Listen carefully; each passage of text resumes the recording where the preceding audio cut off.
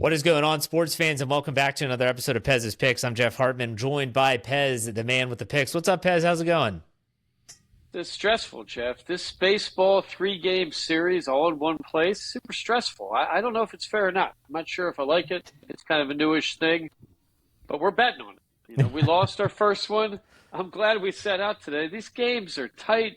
The amount of pressure, how they go about these games is difficult, but how can we be better? We got baseball playoffs, we got NFL, stupid college football. I mean, we're rolling, Jeff. We're rolling. Well, it's almost Halloween. Great movie season. You get to rewatch all these 80s horror movies. Fantastic. Is there anything better than the Friday the 13th series? I mean, it's fantastic, Jeff. Not my cup of tea. Not my cup of tea, but that's okay. Come on. Friday the 13th, 2 and 3, fantastic. Fantastic movies. They're Oscar gold right there. I'm gonna leave it up to you. Do you want to talk about the NFL or college football first today? Let's get college out. Okay. College, all right. Sucks, Jeff. It does suck. It does suck. And last week did suck. We're going to be launching an investigation, Jeff. We had another game thrown, and I'm talking with our lawyers, as you know, our FFSN legal team. I call upon Indiana. Cover it, Jeff. The game's over. Last play of the game, they tell the quarterback, run it into their own end zone and take a safety. That's bullshit, Jeff. That's un-American. I don't care if it's the analytics, okay? We got money on that game. We should have been 1-2. We ended 0-3. We'll figure it out, though, Jeff. It's wild, wild west, this college football. You got Belichick and this nice lady on the sideline. This is all people are talking about. What happened to college football? The best thing about college football is the pregame show where they kick the field goals, Jeff. That is gambling. That kid hit $300,000 on Saturday at Penn State. I had a buddy that was there. He said it was the most nervous he's ever been in his life. He said he was shaking. These guys aren't even involved. He didn't know them. That's what we should be betting on. Do they make that kick every? But we got a little complaint there too. We had a guy picked, and they allowed him to ask his friend to do it, who's a soccer player. Jeff, I'm a soccer guy. Kicking a ball is a different kind of thing to a soccer person. So I don't know. But college, we're going to figure it out. Okay, we always get it together. Last week, we had a big offer, and I'm just going to run through these quick. We don't need to spend a lot of time on it. Florida State, UVA. Florida State loses outright, and they were spotting 6.5. Alabama, Georgia. Georgia's hosting Alabama. Alabama was not as highly ranked as Georgia. Georgia loses outright. They were spotting 2.5. And you already alluded to the Indiana-Iowa game where Indiana took a safety, and that killed the spread.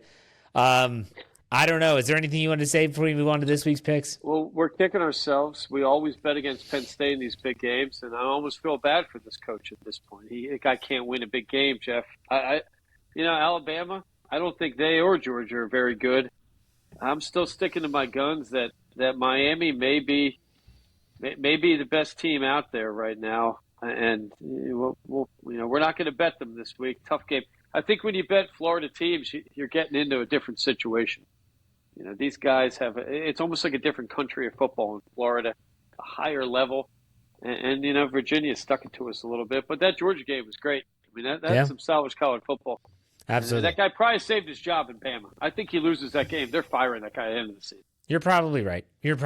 So let's go to this week. NCAA, we've got 2 plays right now. And remember, I want to remind everyone, I say this multiple times during this show, you got to check out Pez's Picks on social media. We are crawling closer and closer to 100,000 followers on Instagram at Pez's Picks. Twitter and X is a smaller crowd, but that's okay. Add Pez's Picks there as well. You got 2 plays, but if you have another one that's late, you got to check out there. You got Texas at Florida. Florida's getting a touchdown, 7 points. You like the Gators, don't you? I love Florida in this situation. So, we learned our lessons, Jeff. We took Texas first week of the season. I thought Arch Manning was going to come out and be the real deal. The guy has struggled. I think Florida, when you look at their body of work, and I'm looking for them right now, Jeff, but the schedule that they've played so far this year is just shocking. They're coming in not with a great record, but they start out with LIU. They smoked that team. That doesn't count. South Florida, they lose to. Turns out to be a good team. They lose 18-16. Number 3 ranked LSU. They lose 2010. And they lost to number 4 ranked Miami at the time, 26-7. So this is one of the better defensive teams in the country. I think Florida probably underrated right now. I think if they win out, they're going to get into the playoff. Probably deserve it a little bit with that schedule. But when you look at their defense, I think they're underrated. I would say they're a top 10 defense going up against those schools. And, Texas, to remain to be seen. They haven't played anybody since Ohio State. And Arch Manning looked terrible in that game. And he hasn't looked too much hotter playing some of these donkeys they played. San Jose State, UTEP, Sam Houston. These games don't count. I mean, Right. they're better off playing an inter-squad game. So Florida at home in the swamp, a lot of pride. And I'm starting to wonder, is college putting together these games in the same way the NFL does to create hype, to create matchups, create big games? And I think Texas is going to have all they can handle. I wasn't impressed with their receivers. They didn't really have a big guy to catch the ball. And Florida's going to have athletes out the wazoo. So Florida, I think we're taking that game at 7. Was it, Yep. Jeff? That's what you had for me, yes. And that's the opening line, and we love that. That's a touchdown. If you're a gambler, you get plus 210 if you take the money line. I don't know if that's a great return, but for a gambler out there, maybe you're wrapping that in a parlay, Jeff, which, we don't love. But if you're going to gamble, you might as well gamble, right? Put it in a parlay, plus 210, increase your payout there. I think Florida wins this game outright. They got a good shot at doing that. All right, so the next play you have the West Virginia University Mountaineers going to play the Brigham Young team. You like BYU spotting 19. West Virginia has not looked great after they won the backyard brawl in stunning fashion. Rich Rod back there in my home state of West Virginia. I love those Mountaineers, but man, you're taking BYU in this one. I love West Virginia, Jeff. You love Morgantown, I know that. The 3 best college weekends of my life were visiting people there. I wasn't even a student, Jeff. I mean, fantastic debauchery. And good fun there. We talked about it. I twice walking to the stadium, I placed bets with the guy at the deli. I don't know if he's still around, Jeff. You'd walk in, you'd place a bet, you'd give him money. After the game, you walk up, the guy'd pay you out. It was a casino. It was something you see in the Bronx or out in Staten Island. I love that town. Having said that, I don't love the team, Jeff. I don't know. This team has struggled to kind of get their feet on the ground over the last couple of years. BYU, shockingly good defense. I mean, they're coming in 7th in the country, tough against the run and the pass. And, we look at the passing offense, West Virginia coming in ranked 106th. I think that makes them one-dimensional. Offensively, I love BYU, Jeff. This is another team that could make the playoff. They win a couple more games here.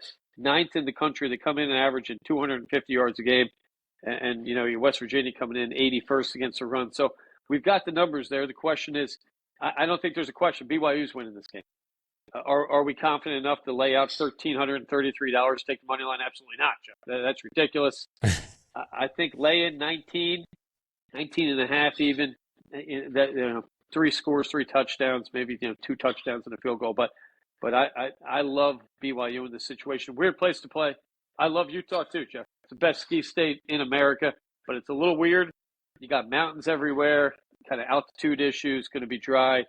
And I think West Virginia, it's going to be too much for them to handle. So that's a Friday night game, by the way. That's 10:30 on Friday night. Is there anything better than bet a 10:30 Friday night game? You're out with your buddies, hitting the town, wherever you're going to be, Jeff. I don't know. BYU, they probably got a party going on out there. Did you know, Jeff, in Utah, all beer, unless it's Utah-made beer, is near beer. Were you aware of that? Every beer you get in Utah is half the alcohol you get in the other 49 states, unless it's Utah brewery beer. Really? First time I went out there skiing, I thought I manned up a little bit. I'm pounding beers like they're Dr. Peppers. Next thing I know, my buddy's like, take a look at the alcohol count. Same thing in Mexico, Jeff. Most beer you buy in Mexico is near beer. Maybe a sensible thing. Maybe these BYU Mormons, they know what they're doing out there. Credit to them. Not bad to have a little God in your life. As my friend Yogi says, a little Jesus in life isn't bad. So great state. The best Mexican restaurant I've been to in America is Salt Lake City. Blue Iguana, Jeff, fantastic. Right next to where the Utah Jazz play. Get out there. Check out Utah. It's like walking on the moon in those mountains. It's amazing. All right. So those are our 2 plays for Texas. You like Florida over, college football. I was reading Texas. The 2 college plays this week, Florida over Texas, spotting 7. Florida's getting 7. BYU spotting 19 over West Virginia. We're hoping to improve our NCAA record from 5-8-1 to hopefully 7-8-1, closer back to the Mendoza line. So we might have another play. We've got Miami at Florida State, Jeff. If I didn't take Florida State last week, I'd be on this. But I feel like sometimes – you got to take emotion out of gambling. We talk that a lot. I'm pissed off at Florida State. I don't think they're as good as we thought. Having said that, that line's dropped a little bit. Somebody must know something. I think this is a big test for Miami. They win this game. This is a top 1-2 team in the country without a doubt. Florida State's going to come at them, and every Florida versus Florida game is going to be great. But we might play some action on that. We'll see how things go Friday, Jeff. All right, check us out on social media for that. Let's go to the NFL. Last week, NFL, we finished 2-1. You get the Thursday night winner, Seattle, spotting 1.5 against Arizona. They cover. They win by 3. You took the Steelers in Dublin, getting 2.5 points, and they win outright. The Raiders and Bears game, we talked about this last week. There were those multiple sports books, and the Raiders literally, they were a field goal away from winning and covering, and blocked. They don't. It was blocked again. So 2 weeks in a row, we have blocked field goals. The Birds did it in Tampa.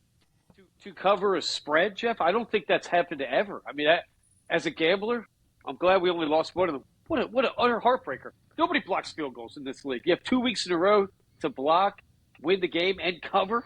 I mean, that's kicking the balls, Jeff. I apologize to all the gamblers out there, but I think we were right in all those situations. Sometimes you get unlucky. All right, so we were 2-1. Any other thoughts from those plays from last week, whether Seattle or Pittsburgh? Well, I think, Carson Wentz, we realize why Carson Wentz is, not an NFL quarterback. This guy can throw the ball. He looks great. He's what I would call in sports great warm-up guy. You watch that guy warming up, you're like, God damn, that guy can hurl it. I mean, he's spinning the ball. He's strong.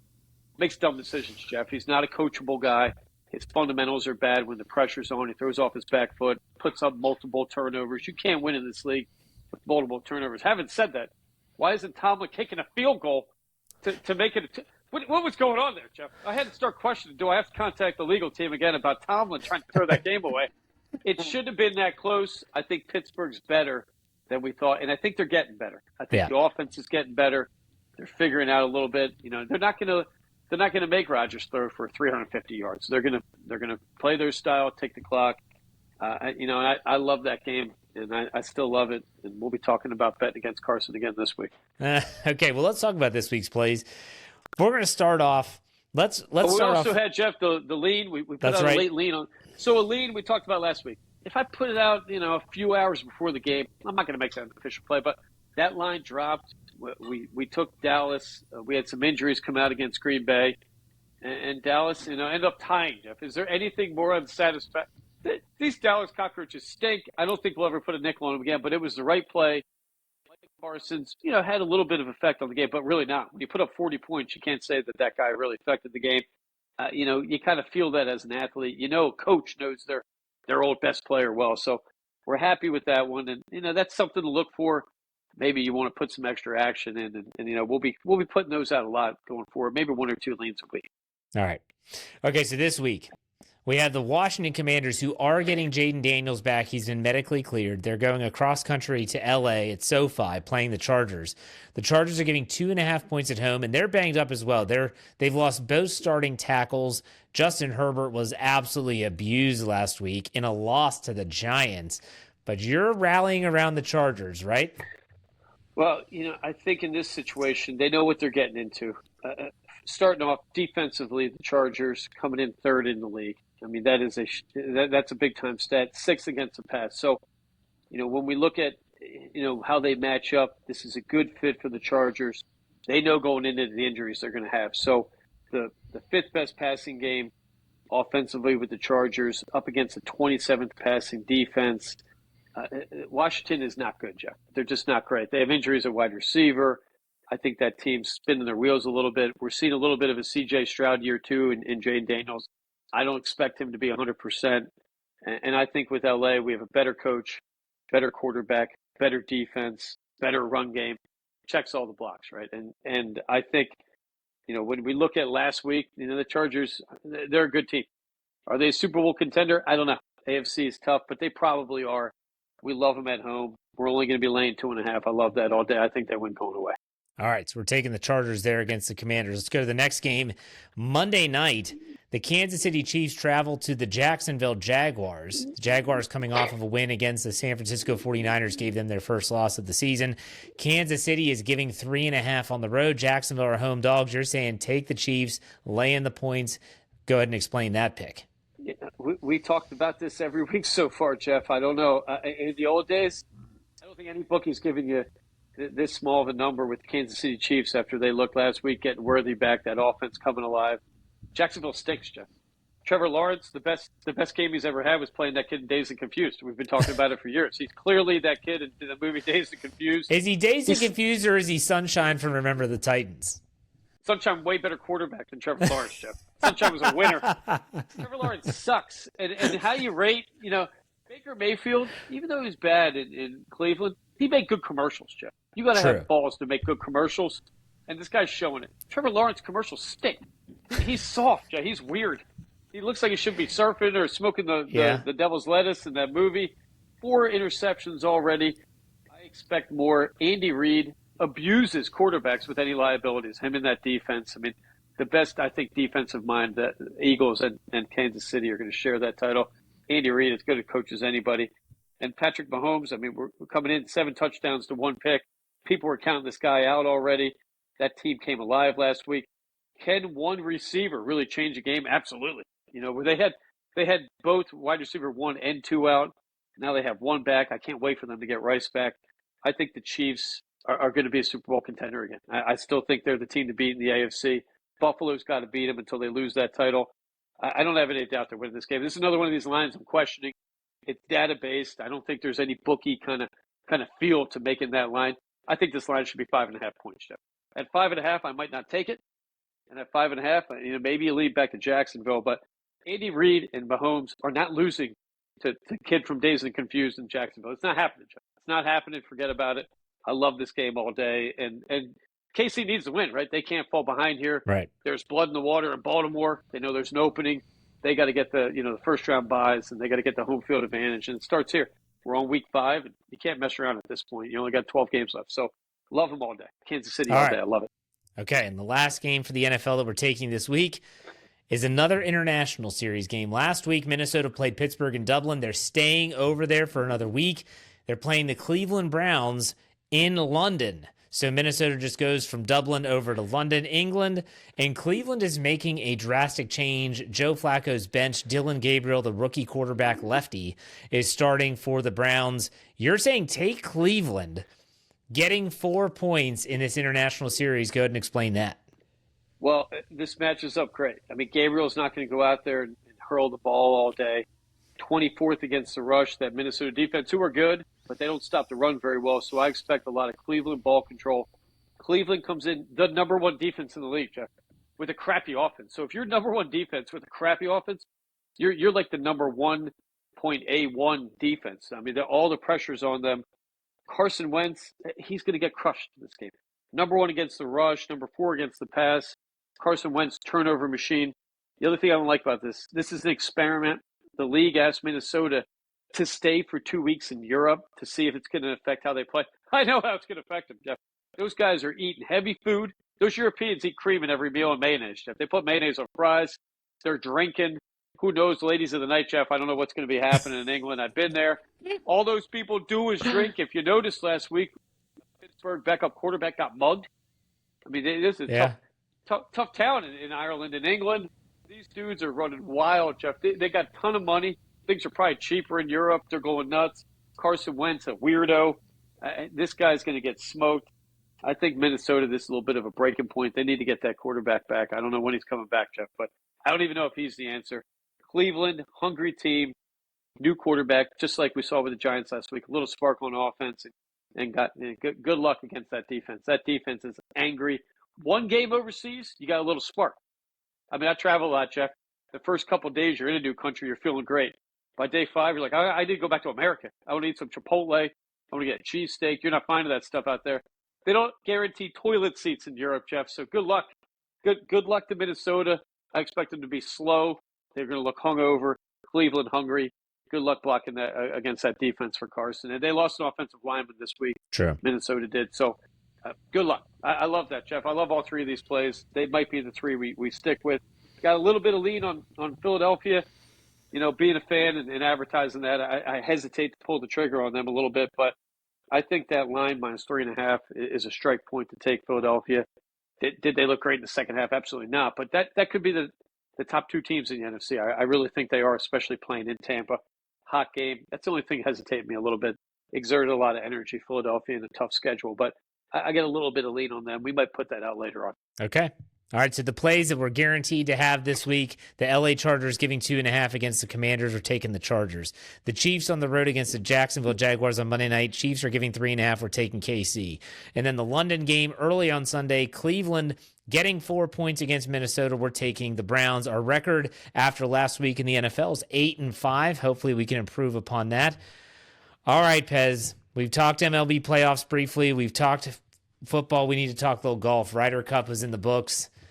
Goodness gracious, was that atrocious. And you were right. You said you had a bad feeling. I never in my wildest dreams would have thought that it would turn out that bad, to the point where Scotty Scheffler wins 1 point, gets you 1 point, a 1-4 record. What was your takeaway on the Ryder Cup? He's strange, Jeff, because Tiger was never a team sport player. He played golf and just golf, right?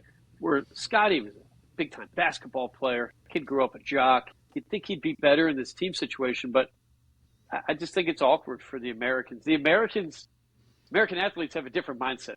They can establish a me-first kind of thing, especially in individual sport. But in Europe, it's a shared country, right? Their people are happier over there. They share things, and that course was not set up for our players. I mean, Keegan admitted that. Keegan should have been on the team.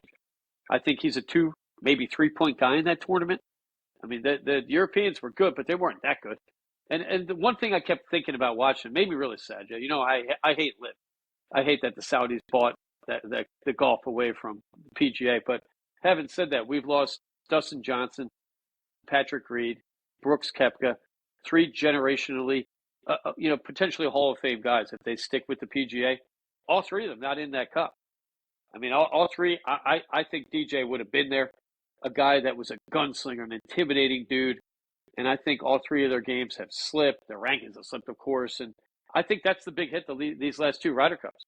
I don't think it's as much as our guys weren't good. They're just not as good. And the Europeans, they lost Poulter.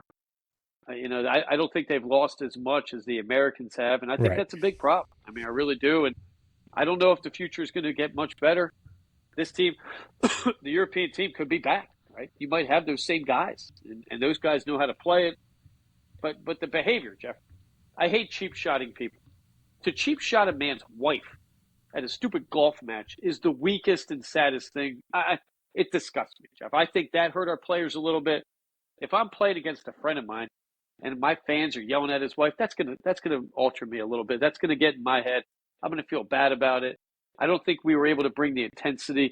You didn't notice the American guys celebrating as much. I think they felt that, Jeff. And those people should be ashamed of themselves. I don't know what you do in this situation, but cheap shotting, it's this internet thing. You think you can yell from the crowd some cheap crap at the guy's wife? Shame on them, Jeff. Shame on that. Shame on those fans at that Ryder Cup. I'm not saying it's American. I think they were rich assholes, Jeff. Let's get to the bottom of it. If you're dropping $1,000 to go watch this, you're probably a douchey guy. So shame on them. Maybe we go back to cheaper tickets, we get better fans there. Well, I'll tell you this. What was there to celebrate? Like, if you're there on Friday and Saturday, the U.S. was getting their doors blown off. And so what happens is all these American fans that thought they were going to get to see the Ryder Cup come to the American side, they're seeing it's falling apart. And they're like, fine, I'm just going to start bashing the hell out of Europeans. But you know what? And my mother, God bless her, she's very pro-Europe because she studied in France and all this stuff. And I said, let's not pretend that Europe isn't raucous. Let's not pretend that there's not some, as you put it, douchebags in the crowd in Europe. There are. It's just that I think it's one of the worst golf events to see in person because there's not a lot of golfers on the course. So everyone is just clustered together for these 4 holes where these matches are happening on Friday and Saturday. It's not till Sunday when things can really spread out on Sunday singles, but it was disappointing. That's where I'm going to leave it. I don't want to spend too much time. If people want my thoughts on golf, they can go get it somewhere else. But Pez, what are your final thoughts from this week?